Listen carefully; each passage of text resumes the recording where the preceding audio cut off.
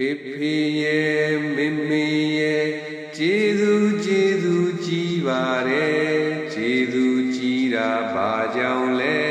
သာတို့တီအောင်ပြောပြမယ်ကျေးဇူးကြီးတာဘာကြောင့်လဲသမီးတို့တီအောင်ပြောပြမယ်အလားကြိုက်တဲ့မေမေဟာကိုယ်ဝန်ဆောင်တဲ့ခါဘိုက်ကြီးပူကအသားတွေဖောအလားတွေလည်းပြတ်ပါရောကိုယ်ဝန်ဆောင်တဲ့မိခင်ဆိုတနေ့သုံးခါတုတ်တန်ကိုမျက်ဆောင်ထိုးကကြည်နေရအန္တရာယ်များတဲ့မိခင်ဘဝကြောက်ခဲတလုံးတနာကြီးသာသာမြောက်ချီမထားနိုင်မီကိုလာကျော်ဆယ်လမနာမိမိဝမ်းနဲ့လွယ်ကားထားသာသာမိမိလေးတွေအား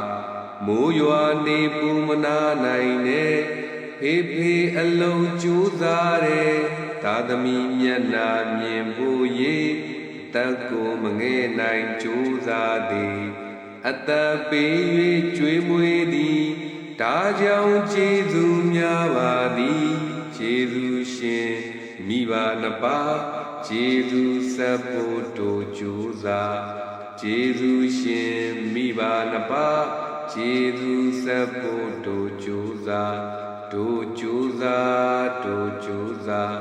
သားတို့သမီးတို့ကုန်ကြိုးစား